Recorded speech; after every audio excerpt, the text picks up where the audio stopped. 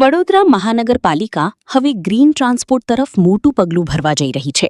શહેરમાં પ્રદૂષણ ઘટાડવા પાલિકા દ્વારા હાલ ઉપયોગમાં લેવાતા 100 જેટલા ડીઝલ વાહનોને તબક્કાવાર રીતે સીએનજીમાં કન્વર્ટ કરવાનો નિર્ણય લેવામાં આવ્યો છે.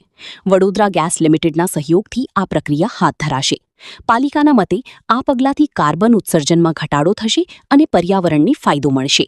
માત્ર એટલું જ નહીં, હવે નવા વાહનોની ખરીદીમાં ઇલેક્ટ્રિક વાહનોને પણ પ્રાથમિકતા આપવામાં આવશે. અધિકારીઓ માટે ઇલેક્ટ્રિક વાહનો ભાડે લેવાની યોજના પર પણ ચર્ચા ચાલી રહી છે. બીજી તરફ શહેરમાં પ્રીમિયમ ઈ બસ સેવા અંતર્ગત 250 ઇલેક્ટ્રિક બસો શરૂ કરવાની તૈયારી ચાલી રહી છે, જેમાંથી 40 બસો મે મહિનાના અંત સુધીમાં વડોદરા પહોંચે તેવી શક્યતા છે. આજે વડોદરા મહાનગરપાલિકામાં અધિકારીઓ સાથે મ્યુનિસિપલ કમિશનર અધ્યક્ષ અને રિવ્યૂ બેઠકમાં લેવાયો નિર્ણય.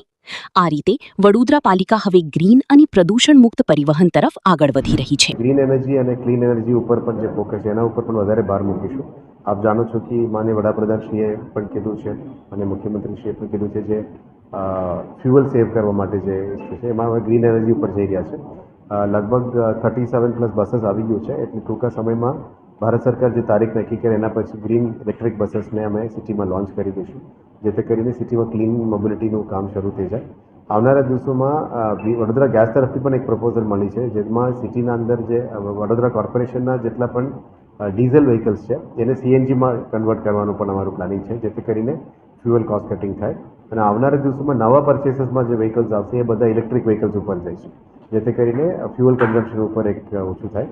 અને એનર્જી કન્ઝર્વેશન માટે તો ખાસ કરીને અત્યારે જે એનર્જી કન્ઝર્વેશન અને એનર્જી એફિશિયન્સી રૂલ્સ છે એમાં ઓફિસર્સને તમામ ઓફિસર્સમાં સેન્સર બેઝ થઈ ગયું છે, પણ જે પણ ઓફિસમાં સેન્સર બેઝ નથી એમને અમે રિક્વેસ્ટ કરી છે કે એનર્જી કન્ઝર્વેશન માટે લાઇટ ફેન જ્યારે પણ અધિકારી હોય ત્યારે જ વાપરવાનું, બાકીના ટાઈમ લાઇટ ફેન વાપરવાનું નહીં, એ મુદ્દામાં ચાલી રહ્યા છે.